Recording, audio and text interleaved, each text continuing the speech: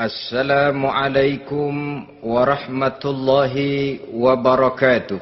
Waalaikumsalam warahmatullahi wabarakatuh. Bismillahirrahmanirrahim. Alhamdulillahi rabbil alamin. Wassalatu wassalamu ala ashrafil anbiya'i wal mursalin. Sayyidina wa maulana Muhammadin wa ala alihi wa ashabihil mujahidin at-tahirin. Amma ba'du, subhanaka la ilma lana illa ma 'allamtana innaka antal alimul hakim. La hawla wa la quwwata illa billahil aliyyil azim. Saudara-saudara kaum muslimin, terutama adik-adik para remaja dan pemuda yang saya cintai. Apabila seseorang akan membangun rumah, tentu saja dia akan mengadakan beberapa pilihan. Sejak dari memilih lokasi di mana rumah itu akan didirikan, sampai kepada menentukan bahan-bahan kualitas yang akan dipakainya, sampai kemudian kepada wujud dan bentuk rumah yang akan ditinggalinya. Demikianlah bahwa untuk membangun sebuah rumah yang hanya untuk menaungi kehidupan di dunia ini, kita mengadakan berbagai macam pilihan. Apalagi kalau kita akan membangun sebuah rumah tangga yang kita harapkan tidak hanya akan menaungi kehidupan di dunia ini, tidak hanya untuk kepentingan kita saja, tetapi juga untuk kepentingan anak cucu kita di belakang hari, termasuk sampai kepada hari akhirat nanti. Oleh karena itu, pada pertemuan kali ini, saya hanya ingin khusus berbicara kepada adik-adik remaja dan para pemuda, bagaimana sebaiknya memilih jodoh menurut ajaran agama Islam. Dalam Al-Quran, Allah subhanahu wa ta'ala menjelaskan, Zuyyina linnasi hubbus syahawati minan nisa. Bahwa manusia, apapun jenisnya, asal dia bernama manusia, dihiasi dengan perasaan cinta kepada perempuan. Jadi sejak dahulunya, secara fitrah, laki-laki senang kepada perempuan, sebagaimana perempuan pun senang kepada laki-laki. Dihiasi rasa cinta ini dalam kehidupan manusia. Dan oleh karena adanya rasa cinta, berkembanglah segala macam persoalan. Sehingga seorang ahli cinta pernah berkata, cinta adalah 5 huruf yang membuat persoalan tidak akan pernah selesai. 5 huruf yang membuat persoalan tidak akan pernah selesai-selesai. Tetapi dalam kehidupan sehari-hari sering kita saksikan bahwa cinta ini bisa mendorong, memberikan motivasi yang baik, dan cinta ini pun bisa juga memberikan dorongan yang tidak baik. Oleh karenanya, apabila cinta itu ibarat setetes embun yang jatuh di bumi yang subur, akan tumbuhlah di atasnya aneka ragam bunga-bungaan yang harum semerbak, indah, mewangi, sedap dipandang orang, menebarkan rasa aman, damai, sentosa, dan begitu selanjutnya. Tapi jika cinta itu jatuh di hati yang gersang dan tandus, tidak ada yang akan dapat tumbuh di sana selain sirih memanjat batu, kuning daunnya, lemah gagangnya. Maka cinta yang semacam itu tidak akan memberikan dorongan positif kepada seseorang di dalam kehidupannya. Maka lebih dahulu kita akan membicarakan cinta dalam artian yang positif ini, untuk nanti sampai kepada perempuan yang bagaimana yang harus kita cintai, atau laki-laki yang bagaimana yang harus dicintai oleh seorang perempuan. Saudara hadirin yang saya hormati, cinta dalam artian yang positif, pertama, dia selalu mendatangkan keindahan. Yang kedua, cinta itu memberikan energi atau semangat untuk berjuang. Dan yang ketiga, cinta itu selalu membawa resiko dalam bentuk pengorbanan. Maka cinta yang positif pertama melahirkan keindahan. Disinilah orang memerlukan filter atau saringan. Sebab keindahan yang didasarkan karena cinta itu merupakan satu keindahan yang relatif saja.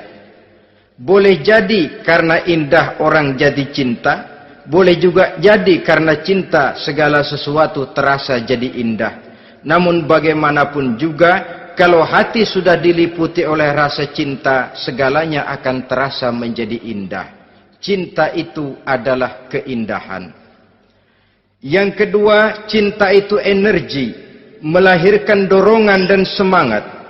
Yang lemah bisa menjadi kuat, yang takut bisa menjadi berani, yang jauh jadi terasa dekat. Itu semua karena dorongan cinta. Dan dari energi ini lahirlah yang ketiga, bahwa cinta adalah pengorbanan.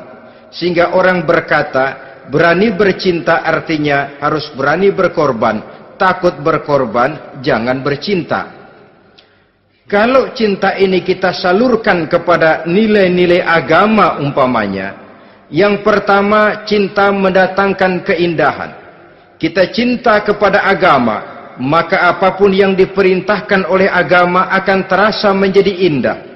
Solat akan terasa menjadi indah. Puasa terasa menjadi indah. Zakat terasa menjadi indah. Jihad pun akan terasa menjadi indah. Persis kalau kita cinta kepada seorang gadis. Jika kita cinta kepada seorang gadis, apanya saja akan kelihatan menjadi indah. Jalannya terasa indah, lenggang-lenggoknya terasa indah, suaranya merdu padahal cemprengnya bukan main. Seluruhnya akan mendatangkan keindahan karena dasarnya sudah cinta. Cinta membawa kepada keindahan. Yang kedua, cinta itu melahirkan energi. Orang yang cinta kepada agama akan lahir tenaga dan semangatnya melaksanakan ibadah, melaksanakan puasa, melaksanakan zakat, melaksanakan solat, melaksanakan haji, bahkan melaksanakan jihad sekalipun. Cinta selamanya menimbulkan energi dan semangat. Sama saja dengan kita apabila jatuh cinta kepada seorang gadis, walaupun rumahnya jauh, katanya, gunung pun akan kudaki, lautan pun kuseberangi. Untuk apa itu? Untuk menemui apa yang kita cintai. Cinta selamanya melahirkan energi. Capek tidak terasa, lelah tidak terasa, semuanya tertutup oleh keindahan yang bernama cinta. Lalu yang ketiga, cinta membawa pengorbanan. Apabila kita cinta kepada agama, maka pengorbanan terhadap apapun yang diminta oleh agama, baik itu pengorbanan waktu, tenaga, pikiran, harta, bahkan pengorbanan nyawa sekalipun, kita tidak akan berat melaksanakannya karena cinta kita kepada agama yang kita anut ini. Demikian juga cinta kita kepada seorang perempuan akan membuat kita rela berkorban. Apapun yang dia minta, jangankan kita tidak mampu, jangankan kita mampu, kita tidak mampu sekalipun, kita masih berusaha untuk mampu guna memenuhi tuntutan si buah hati belahan jantung. Kadang-kadang malam minggu si doi ngajak nonton. Umpamanya, duit tidak ada, gajian belum, kerja enggak. Timbullah inisiatif, entah sepatu kita jual ke tukang loa, entah celana mampir dulu ke tempat lain. Yang penting kita berkorban untuk memenuhi permintaan si buah hati belahan jantung. Ketika itu pengorbanan sudah tidak kita rasakan lagi. Bahkan pengorbanan yang paling pedih sekalipun, dalam gurau, dalam bercanda misalnya, dicubit kita oleh kekasih kita, pedih bukan main, terkelupas kulit, mengalir darah, bukan nangis, nyengir. malah kadang-kadang minta tambah dicubit lagi. Itulah romantikanya cinta, sanggup membuat orang berkorban, melahirkan energi dan semangat, menambah keindahan dalam kehidupan, sepanjang dia dalam artian yang positif. Kalau demikian masalahnya, di dunia yang penuh dengan perbenturan nilai sekarang ini, orang sering salah jalan bagaimana memilih jodoh untuk membangun rumah tangga yang bahagia. Jangan lupa bahwa membangun rumah tangga ini bukan hanya untuk 1-2 bulan, bukan hanya untuk 1-2 tahun, bahkan bukan cuma untuk kehidupan dunia, lebih daripada itu pun untuk menunjang kebahagiaan di akhirat. Oleh karenanya, memilih jodoh bukan satu hal yang mudah, bukan satu hal yang bisa dilaksanakan sambil lalu, tetapi memerlukan penelitian, memerlukan pengamatan yang mendalam. Apa petunjuk agama tentang itu? Dengan kata lain, bagaimana seharusnya seseorang memilih jodoh dalam kehidupannya? Ini tentu saja sumbangan moral buat adik-adik remaja dan para pemuda yang lagi kebingungan memilih jodoh, atau barangkali buat bapak-bapak yang kepengen nambah lagi.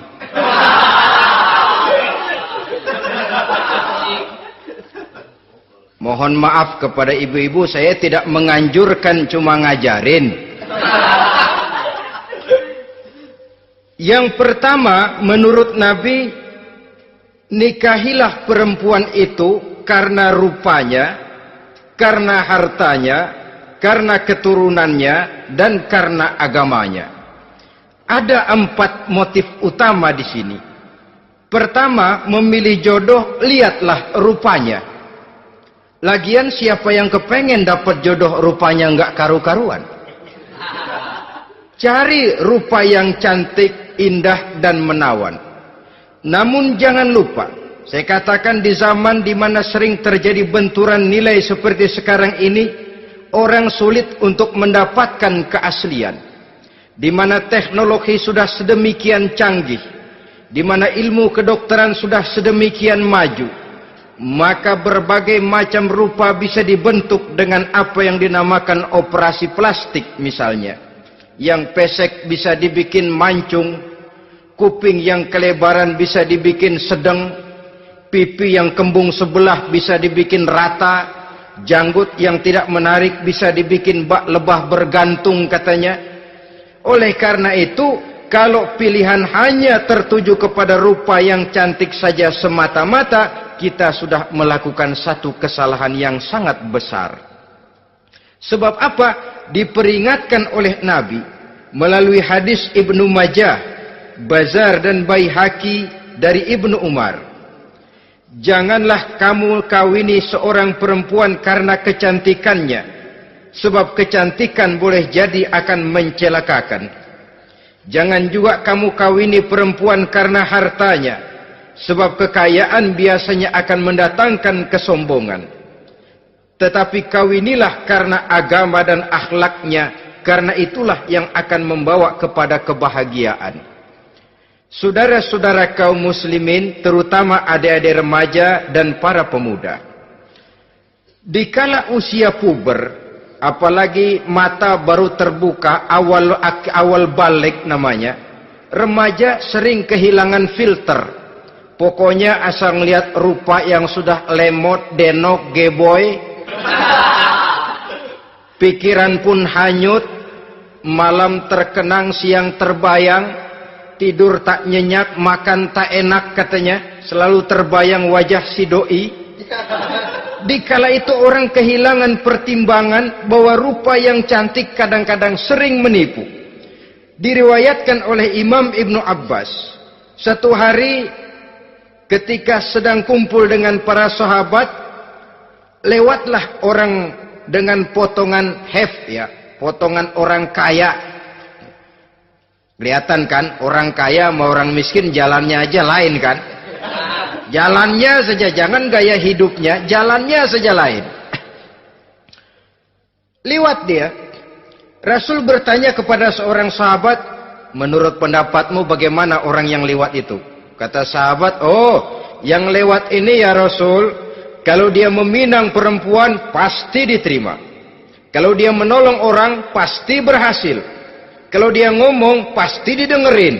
Kenapa? Orang kaya. Orang kaya ya Rasul. Kalau dia minang, perempuan mana yang kagak bisa menerima kalau dipinang oleh orang kaya? Biar mukanya udah belipet kayak dompet tanggung bulan. Kalau memang duitnya banyak, nggak kelihatan tuh muka yang belipet, yang kelihatan duit. Kalau dia nolong orang, pasti berhasil apa yang dia tolong itu. Kalau dia ngomong, pasti didengerin orang, walaupun omongannya biasa-biasa saja. Kenapa? Orang lihat penampilannya. Sudah, ketika orang itu lewat, beberapa lama kemudian lewat lagi seseorang yang kelihatannya miskin. Rasul tanya lagi, kalau orang ini, bagaimana pendapat kamu? Wah, potongan begini sih Rasul. Kalau dia minang, orang tolak. Siapa yang mau kawin sama kere begini? Kalau dia nolong orang, pasti nggak berhasil. Kalau dia ngomong, kagak bakalan ada yang mau dengerin. Siapa yang mau dengerin orang susah ngomong? Setelah orang itu lewat, apa kata Rasul? Orang yang terakhir, yang lewat ini, yang barusan lewat, jauh lebih baik dari yang pertama yang lewat tadi. Jauh lebih baik. Maksud dari ucapan ini, Rasul sebenarnya mendidik para sahabat jangan tertipu oleh penampilan. Sebab penampilan tidak selamanya mencerminkan keaslian. Apalagi di zaman sekarang, salon di mana-mana bejibun.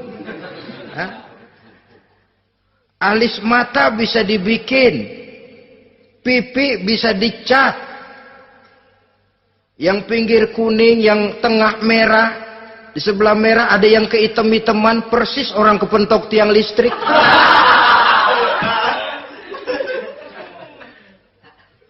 Kecantikan yang artifisial, kecantikan yang bukan alami. Karena itu silakan saja cari yang cantik, tapi jangan terpaku sampai di situ. Sebab kecantikan di samping dia mudah berubah oleh pergeseran masa dan pertukaran waktu, ternyata penampilan tidak selamanya mencerminkan keaslian. Lain hari seorang sahabat pernah mengadu, "Ya Rasul, ada apa? Inna imra'ati la turaddu yadul lamis." Ya Rasul, istri saya tidak pernah menolak tangan orang laki yang menjamahnya, mengajak salaman kepadanya. Apa jawab Rasul? Ceraiin aja. Tapi hati saya berat ya Rasul, saya cinta betul sama dia. Ya kalau hatimu berat, jaga dia baik-baik. Nah, dari riwayat ringkas ini kita ambil satu perbandingan. Memang punya istri berwajah cantik itu kadang-kadang si malakama kalau imannya tidak kuat. Si malakama. Kita diemin aja, binal, makan hati, nggak aman, nggak tentram. Jangan-jangan saya berangkat ke kantor, dia ngompreng. Buah si malakama, seperti orang tadi, ya Rasul. Istri saya kelihatannya sebenarnya tidak negatif maksudnya ini, cuma bersalaman, tapi terlalu ngobrol. La turaddu yadul lamis, tidak pernah menolak orang yang ngajak salaman. Ya sekedar salaman. Tapi kan awalnya dari salaman. Kalau sudah salaman kan strum bisa ngederdet dari tangan situ. Kata Rasul sederhana saja. Ya kalau memang begitu ceraiin. Saya nggak kuat Rasul. Saya cinta betul sama dia. Kalau kau tak kuat berpisah dengan dia, jagalah dia baik-baik. Ajar, didik, tanamkan rasa keagamaan di dalam hatinya. Saudara-saudara kaum muslimin, jadi rupa yang cantik tanpa didasari oleh nilai-nilai agama akan membuat seorang suami di rumah tangganya seperti si malakama. Seperti berhadapan dengan buah si malakama kalau tidak diiringi dengan nilai-nilai moral yang luhur dan bekal agama yang tangguh. akan pergi jauh dari rumah rasanya tidak aman, sedangkan di rumah saja siapa yang akan mencari nafkah, dan begitu selanjutnya. Orang tadi jelas berhadapan dengan buah si malakama, didiamkan, makan hati. Sebab maaf, kalau seorang suami sudah tidak punya rasa cemburu terhadap istrinya, itu kan yang disebut dayus. Dan dayus itu jangankan masuk surga, bau surga saja dia tidak dapat. Tapi cemburu dalam artian bukan cemburu buta, cemburu dalam artian yang wajar. Dia cemburu, akan dikerasi, takut kalau istrinya minta cerai, sedangkan dia cintanya sudah kadung medok bener. Si malakama jadinya. Nah, ini juga satu riwayat yang memberikan gambaran kepada kita. Pilihan, silakan cari rupa yang cantik saja. Cari yang cantik. Tapi kalau itu dijadikan motif utama tanpa dasar-dasar agama, saya khawatir nanti rumah tangga kita akan berhadapan dengan buah si malakama. Jadi adik-adik remaja, usaha, ikhtiar, cari yang cantik, yang kira-kira nggak membosenin, supaya kita betah tinggal di rumah, supaya kita merasa ada tempat berbagi rasa, ada tempat kita bernaung. Sebab kalau nyari bini sebini-bininya mah, ya jodoh di tangan Tuhan, kagak usah nyari juga ntar datang diri, umpamanya. Iya, kalau yang datang peot. Orang harus berusaha, walaupun pada akhirnya jodoh toh memang ditentukan Allah. Kan 3 hal yang kita tidak bisa menentukan itu katanya. Maut, rezeki, jodoh. Itu yang masuk mysterious problem. Problem yang misterius. Maut, misterius. Kapan kita mati, kita sendiri tidak tahu. Tahun depan, 50 tahun lagi, 100 tahun lagi, tidak pernah seorang pun diberitahu. Tapi yang pasti dia bakal datang. Kapan dan di mananya, kita tidak tahu. Bisa di rumah, bisa di masjid, ya alhamdulillah. Bisa di majelis taklim, syukur. Bisa di medan perang membela agama, bagus. Pasti dia akan datang. Maut, mysterious problem. Sesuatu yang kita tidak tahu kapan datangnya. Rezeki, gitu juga. Sehingga orang sering bilang, rezeki katanya kayak bayangan. Kita uber-uber, dia lari. Kita diam, dia mah diam. Setengah mati kita uber-uber. Emang ukuran segitu? Segitu aja. Begitu kita nggak ngapa-ngapain, datang yang bawain rezeki. Namanya rezeki itu mysterious problem. Kadang-kadang ngobek, sungsang, sumbul, udah segala tanah orang kita ukur-ukurin. Udah segala ngomong sudah nggak ada yang loh, tuh sudah buta. Tapi memang bayangan, kalau belum rezeki ya belum. Kadang-kadang nyari kode sampai tidur di kuburan. Belepotan tanah kuburan loh. Yang aneh lagi kadang-kadang orang gila ditanyain. Allahu Akbar, ini kode-kode zaman sekarang ini. Sampai orang waras nanyain orang gila, itu gimana itu? Ini sudah efek yang betul-betul negatif. Sudah jelas orang gila kok ditanya. Apa kira-kira yang nanya nggak lebih gila dari yang gila itu?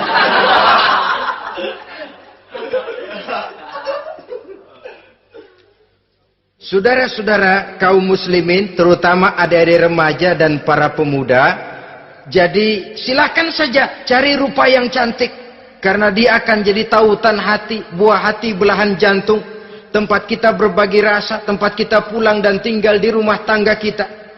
Tapi hendaknya kecantikan rupa itu diiringi juga dengan kecantikan budi. Karena itu cari rupa yang cantik. Ini pilihan utama. Yang kedua, kata Nabi, harta, cari yang kaya. Tetapi jangan lupa, jangan dijadikan pilihan utama. Karena kekayaan sering mendatangkan kesombongan.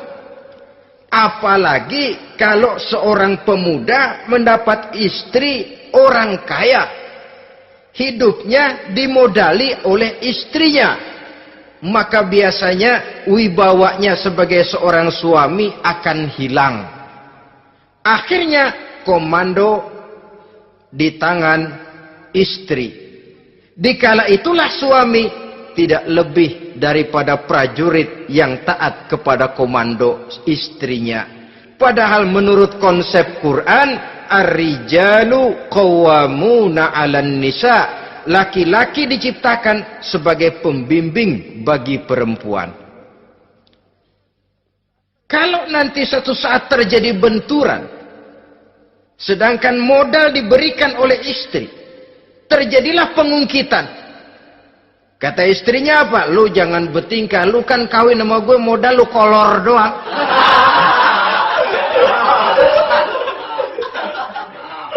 Kalau sekarang bertingkah silakan keluar rumah. Bawa seperti engkau datang dulu, jangan bawa apa-apa. Pergilah seperti engkau datang dulu kemari. Hilanglah wibawa seorang suami. Suami kalau udah digentak sama istri begitu, ngelempuruk kayak ayam sampar. Di mana lagi letak wibawanya? Harta sering mendatangkan kesombongan. Oleh karena itu, walaupun diperintahkan cari yang keturunan orang kaya, tapi maksudnya jangan dompleng. Sebab kepribadian seorang suami akan ditentukan oleh sifatnya sendiri. Keberadaannya ditentukan oleh karya dan perbuatannya sendiri. Itulah yang akan menampilkan kepribadian dia dalam kehidupan di masyarakat ini. Saudara-saudara kaum muslimin, terutama adik-adik remaja dan para pemuda, kan kadang-kadang di zaman sekarang kan kelas-kelas gigolo, playboy ya, nyari tante-tante kesepian, mejeng-mejeng di pinggir-pinggir jalan dengan harapan apa? Ya barterlah, tukar tambah. Nah, supaya dapat rokok, dibelikan pakaian, motor dan sebagainya. Tapi yang jelas hilang harga diri sebagai laki-laki, dan itu yang paling mahal. Kalau seorang laki-laki sudah kehilangan harga diri, apalagi yang bisa dibanggakan dalam kehidupan ini? Apa artinya naik mobil kalau kepala tertunduk ke bawah? Apa artinya jalan di tengah masyarakat kalau kita tidak bisa menengadah dengan satu kebanggaan? Hilangnya harga diri merupakan kehancuran awal dari sebuah pribadi yang untuk jangka panjang kita tidak akan bisa lagi berbuat banyak. Tanpa harta orang memang sulit untuk bahagia, tapi harta semata-mata bukan merupakan jaminan bahwa orang lantas akan bahagia. Saya barangkali harus berkata, banyak orang miskin yang kaya, tapi tidak sedikit orang kaya yang miskin. Saya ulangi ini, banyak orang miskin yang kaya, tetapi tidak sedikit orang kaya yang miskin. Nah, bagaimana pengertiannya? Orang miskin yang kaya, materinya sederhana, peralatan rumah tangganya sederhana, tapi hatinya kaya. Oleh karena hatinya kaya, jiwanya lapang. Sebaliknya, orang kaya yang miskin, di tengah kelimpahan materi yang berlimpah, segalanya serba ada, hatinya yang miskin. Kelimpahan materi tidak akan sanggup mengobati kemiskinan hatinya. Sehingga di tengah kehidupan yang serba ada, dia masih merasa kurang, maka dia tidak pernah cukup. Di tengah kemilauan dan gemerlapan serta glamornya rumah mewah, dia merasa hidup di tengah gurun pasir yang gersang dan tandus. Karena itu, biarlah miskin harta tapi kaya budi, daripada kaya harta tapi miskin budi. Lebih utama lagi, kaya harta, kaya budi. Itu idealnya. Dasar pilihan ketiga, sesudah rupa dan harta, menurut Nabi, keluarga. Faktor keturunan sangat menentukan. Pepatah mengatakan, buah apel akan jatuh tidak terlalu jauh dari pohonnya. Biasanya kalau bapak kalong, anak kampret. Bapak nyolong, anak nyopet. Itu fotokopi. Saudara-saudara, sungguh pun demikian, faktor keluarga bukan merupakan yang paling dominan. Karena segalanya memang bergantung kepada hidayah dari Allah Subhanahu wa ta'ala. Kalau hidayah datang, bisa saja anak maling bisa jadi kiai. Kalau hidayah datang, bisa saja anak Nabi malah ikut bersama orang-orang kafir. Pada akhirnya orang mau besar atau tidak, bukan dengan jalan menyempeng kepada keturunan orang lain, tapi ditentukan oleh kepribadian dirinya sendiri. Tidak bisa kita menjadi besar dengan menyebut kebesaran orang lain. Itu sebabnya dicontohkan oleh Imam Ali pada saat beliau berkata, "Laisal fata may yaqulu kana abi, walakinnal fata may yaquluha anadha." Anak muda yang gentleman adalah anak muda yang berani berkata, "Inilah saya." Bukan anak muda yang membanggakan leluhurnya. Ini kan zaman sekarang ini lagi ngetop-ngetopnya lagu-lagu cengeng katanya dah.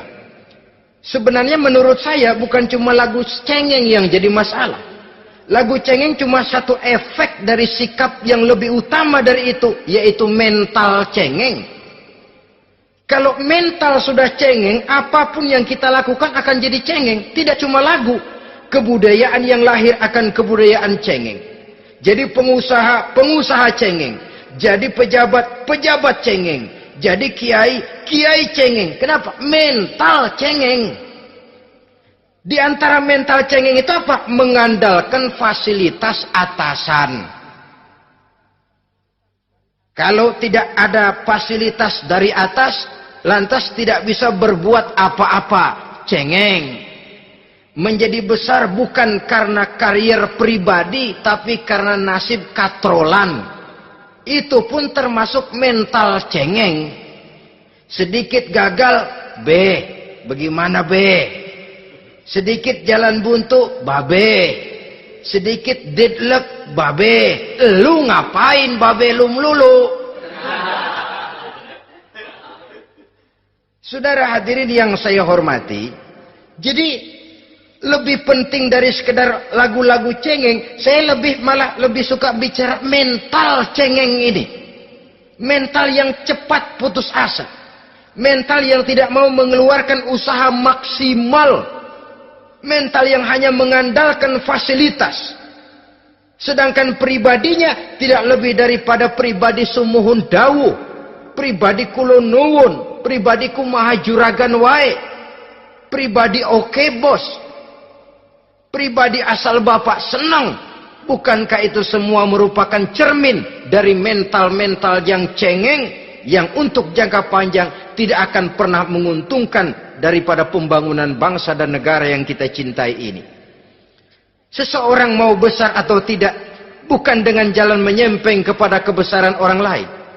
Bahkan Syauqi dalam sebaik syairnya yang lebih tegas mengatakan, "Wa syarrun nasi zu khumulin, iza fakhartahum zakarul jaduda. Wa syarrun nasi wa khairun nasi zu syarafin qadimin, aqama li nafsihi syarafan jadida." Generasi yang paling jelek adalah generasi pemalas.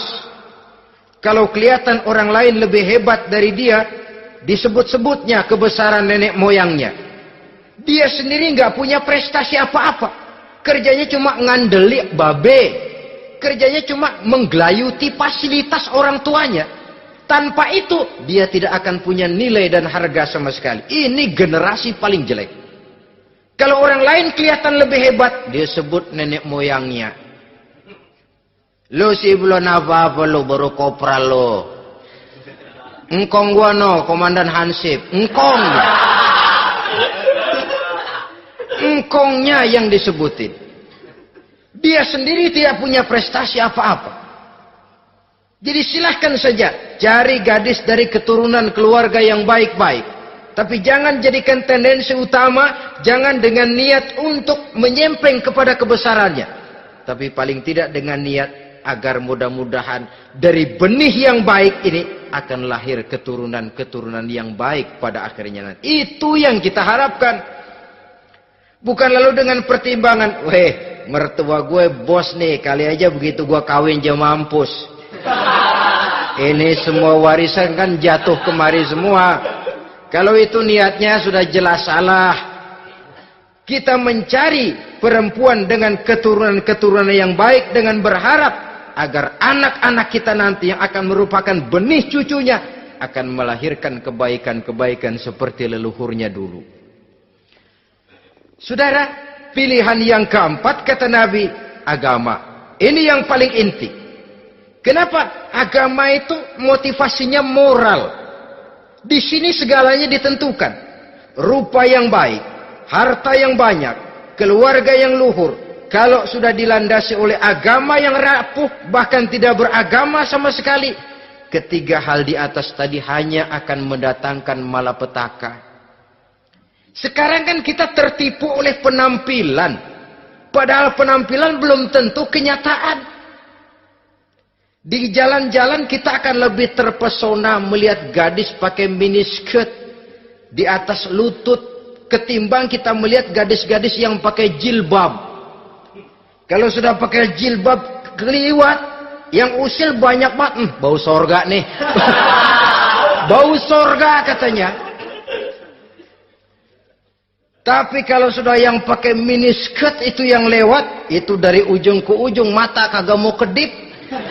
Laler nemplok di mata kagak dirasain. Kita terpesona oleh penampilan zahir, padahal penampilan belum tentu memantulkan hal yang sebenarnya. Tapi memang itulah watak manusia. Watak manusia, saya katakan manusia tanpa kecuali. Tetapi bergantung kepada pemikiran jangka pendek atau jangka panjang.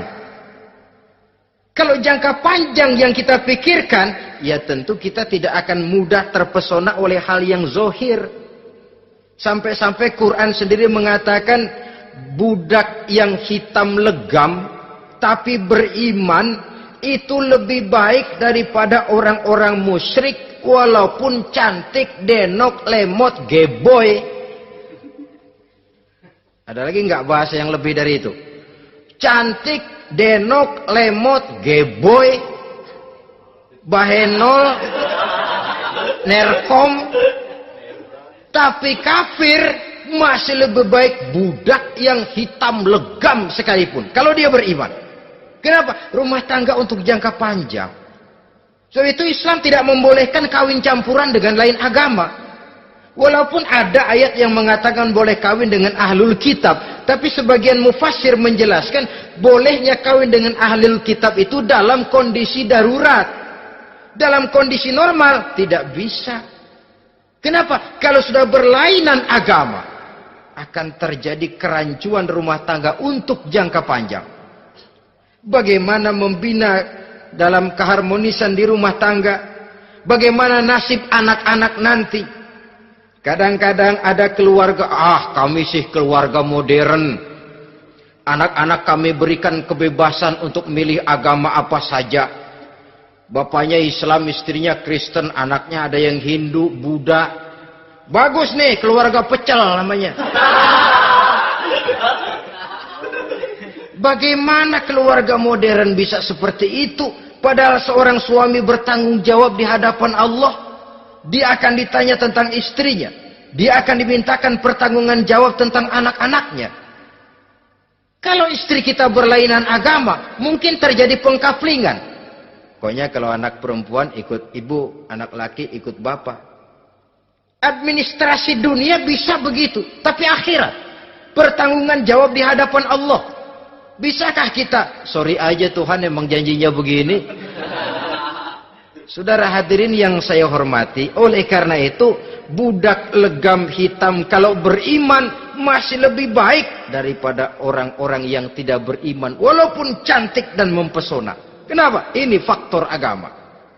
Ya buat 1-2 bulan bisa terwujud rumah tangga yang tentram. 2-3 tahun mungkin masih bisa bertahan. Tapi sampai kapan? Sampai kapan itu akan terwujud?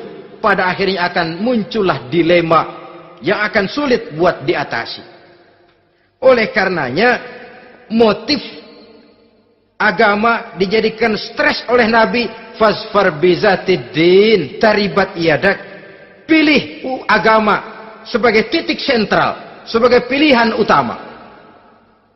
Kalau agamanya kuat, walaupun rupanya sederhana, tapi karena nilai agamanya kuat, dia bisa menyenangkan hati suaminya.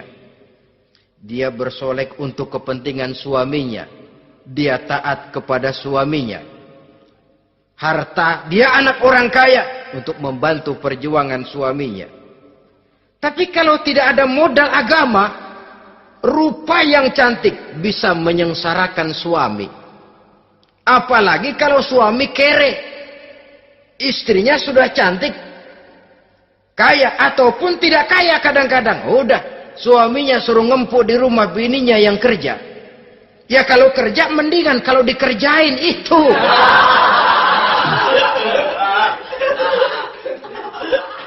Itu yang repot. Saudara hadirin yang saya hormati, dan ini bukan satu dua kasus. Alangkah malangnya kalau sudah terkena hal seperti itu. Akhirnya seperti pengaduan sahabat kepada Rasul tadi. Mau diceraiin, cinta saya udah medok benar Rasul. Enggak diceraiin, hati saya ngebet, pegel. Si malakama akhirnya. Jadi oleh karenanya agama. Kalau dia cantik, walaupun miskin, agamanya kuat, dia bisa memelihara kehormatan diri. Dia kaya, agamanya kuat, hartanya disalurkan di jalan Allah. Karena itu, agama jadikan pilihan utama. Dan ukuran agama itu bukan cuma jilbab loh. Ya kadang-kadang ada juga yang jilbabnya nggak pernah lepas, tapi kadang-kadang akhlaknya lebih binal dari yang keribu. Ada, cuma sekedar kamuflase saja, itu pun penampilan. Sekedar penampilan saja. Cuma dari segi aurat ya memang lebih baik dan lebih utama. Dan saya kira lebih mengundang penasaran toh. Duren kalau udah dibuka kan kelihatan isinya. Emang udah begitu. Udah. Tapi kalau masih rapat, itu yang rasanya kita pengen buka. Timbul tantangan. Gue pengen tahu isinya. Rasanya juga begitu.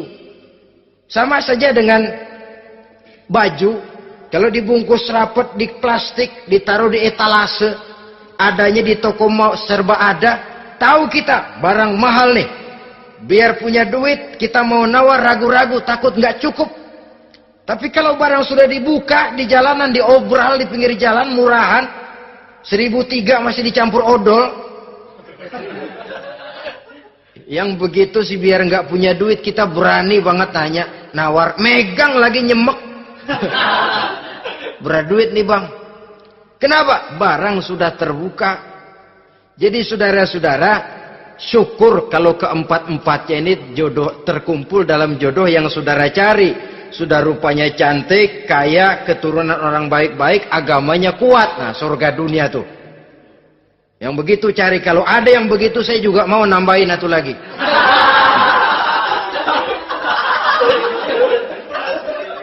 Tapi yang kumpul keempat-empatnya ini terus terang saja langka. Makhluk langka ini. Kadang-kadang cantik, kaya, keluarganya hebat, agamanya nol, akhlaknya kayak setan. Tapi yang paling celaka kalau empat-empatnya kagak ada. Rupanya jelek. Melarat. Bapaknya biang maling.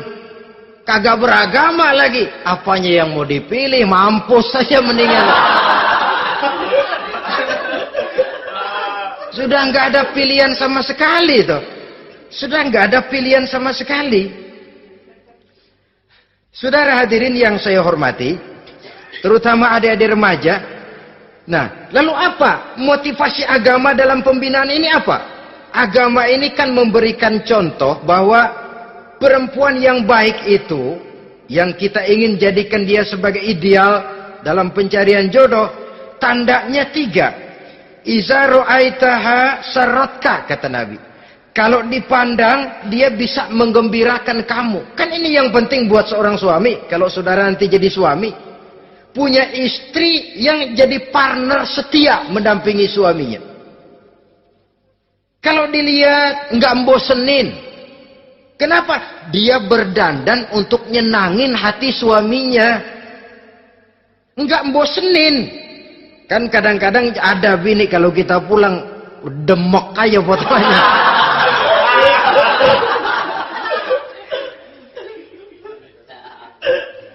Ini yang bikin suami nggak betah di rumah ini kan yang begini. Adapun perempuan yang beragama, apabila dipandang oleh suaminya, dia pandai menyenangkan hati suaminya. Andai kata suaminya dalam kesulitan, dia tidak menambah beban kesulitan.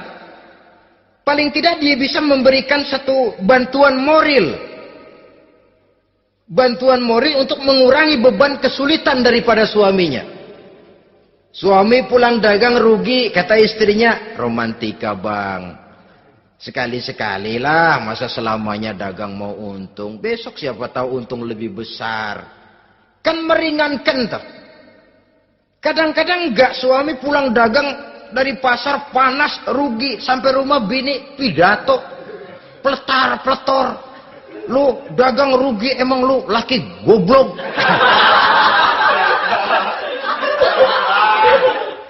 Sudahlah di pasar rugi, di rumah digoblok-goblokin. Ini nanti kena penyakit broken home yang begini ini. Padahal kesuksesan di kantor, kesuksesan di pasar, kesuksesan di medan tugas selalu dimulai dari kesuksesan dan ketenangan dari rumah tangga. Dia berhias untuk kepentingan suaminya, tidak terlalu berlebihan. Dan suaminya pun pandai menghargai istrinya dengan kata-kata yang menimbulkan gairah dan semangat. Oleh istrinya bersorak, kamu makin cantik saja. Jangan juga kadang-kadang suami ketus. Ngelihat daksu pulang kantor, lihat suaminya, istrinya dandan rapi. Tumben lu mau bekasin apa? Mau bekasin katanya. Artinya apa ini? Pandai mengembirakan, bisa tenggang rasa, bisa berbagi rasa. Sehingga suami merasa ada tempat dia bertukar pikiran, ada tempat dia membicarakan persoalan. Dialog dalam kehidupan berumah tangga itu sangat diperlukan. Iza ra'aitaha sarratka, kalau dipandang dia sanggup mengembirakan kamu. Dikasih uang 500 senyum, 5.000 pun ketawa. Menggembirakan. Dia bisa taruh kata hatinya kesel, tapi mulutnya senyum. Nah ini yang sulit ini. Senyum tapi kesel, kesel tapi senyum. Kadang-kadang istri itu kan kalau sudah kesel, suami pulang nggak bisa dia menyembunyikan kekesalannya. Dari jauh suami sudah lihat ini yang nyambut, ini bemo ini. Udah monyong, serem. Saudara hadirin yang saya hormati, yang kedua, bila diperintah dia taat. Ini pengaruh agama. Sehingga Nabi mengatakan, "Lau amartu li ahadin ayyasjuda ila ghairiha, la amartul mar'ata litasjuda ila zawjiha, likibari haqqihi 'alaiha." Andai kata saja boleh aku memerintahkan manusia untuk sujud kepada sesama manusia, pastilah aku perintahkan perempuan untuk sujud kepada suaminya. Kenapa? Karena besar hak suaminya kepada dirinya. Untung sujud kepada manusia tidak boleh. Andai kata boleh, perempuan disuruh sujud sama suaminya. Ini tidak perlu sampai sujud, cium tangan saja minta ridho suami. Kadang-kadang perempuan sekarang berat. Paling banter setahun sekali lebaran doang. Laki pulang sembahyang tubruk, cium tangan, minta redo, nangis segala macam. 3 hari habis lebaran, beras habis, monyong aja lagi.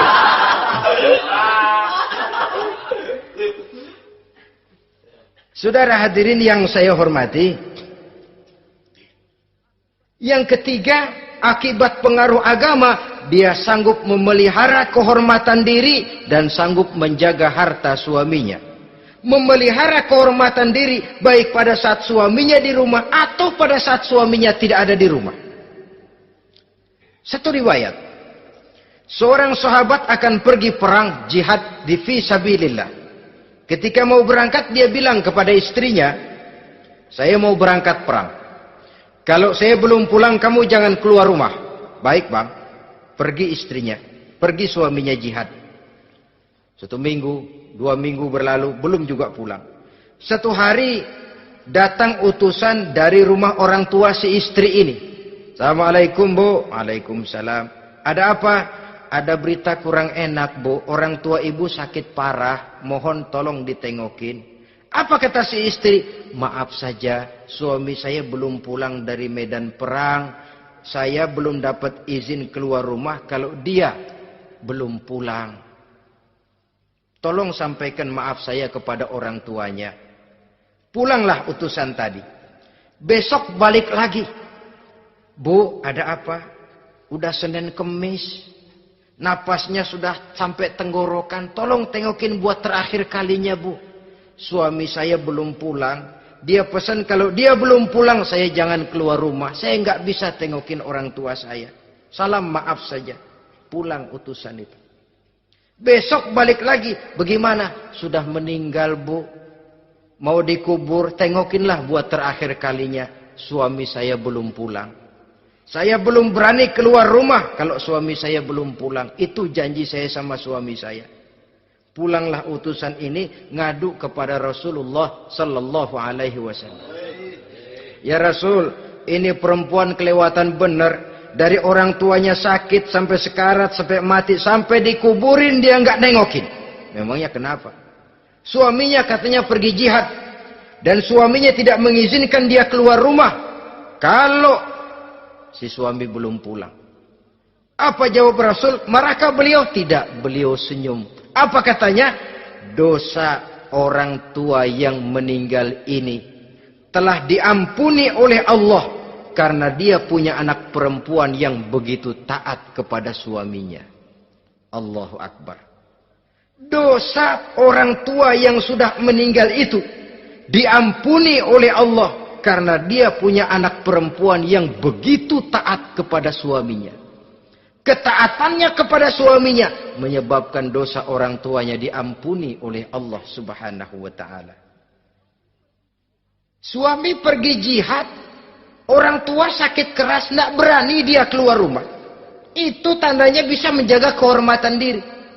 Kalaupun satu saat suaminya manggil, bu, tolong ambilin uang di dompet. Dompetnya dibawa, bang, ambil saja sendirilah, nanti salah ambil lagi saya. Kadang-kadang enggak, suaminya pergi mandi, dompet berantakan. Saudara hadirin yang saya hormati, ini motivasi agama. Jadi kecantikan zahir yang diimbangi dengan kecantikan batin oleh karena pengaruh agama tadi. Kalau sudah kemari, orang tidak perlu mikir-mikir operasi plastik, bikin yang pesek jadi mancung supaya orang tertarik. Bikin belakang yang kurus jadi menarik. Tidak. Orang tidak perlu lagi pakai susuk-susukan. Dipasang di bibir supaya kalau senyum orang gempor. Supaya kalau ngomong orang percaya. Dipakai di kuping supaya macam-macam. Tidak perlu lagi. Pakai jompa-jampe, pelet-peletan. Supaya kalau diludahin orang ngikut. Nggak perlu lagi. Kenapa? Cinta itu nature. Sesuatu yang alamiah, yang tidak bisa dipaksakan. Dia kudrati, karunia dari Allah. Tidak bisa cinta dipaksakan. Kalaupun bisa, dengan ilmu pelet, oh saudara bisa membuat orang jatuh cinta, ya 2-3 hari, 4-50 hari. Kesananya, apa yang akan terjadi? Kelanggengan tidak akan pernah terwujudkan. Kenapa? Keterpaksaan yang akan timbul. Dalam kondisi semacam itu, rumah tangga tidak akan mengalami ketenangan dan ketentraman. Jadi biarkan cinta berjalan secara alamiah, karena dia memang alamiah. Saudara-saudara, nah sekarang kalau sudah ketemu nih, yang 4 tadi, rupa cantik, keturunan boleh, kaya lumayan, agama kuat. Apa yang harus kita cari? Apa yang harus kita lakukan? Apa pakai pepatah anak sekarang? Aku lihat, aku pikat, aku dapat, aku sikat, aku minggat. Bangsat.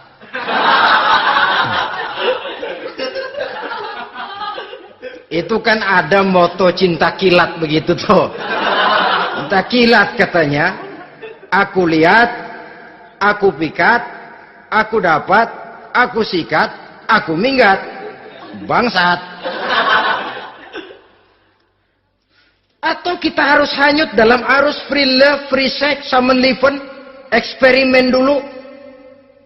Tidak. Islam menganjurkan kalau memang seret, nah ini rasanya ini nih, mantap gue nih. Apa yang diajarkan oleh Islam selanjutnya? Meminang, saudara-saudara. Meminang adalah langkah awal untuk mengikat tali pernikahan. Diizinkan meminang. Dan di dalam meminang pun diizinkan untuk melihat.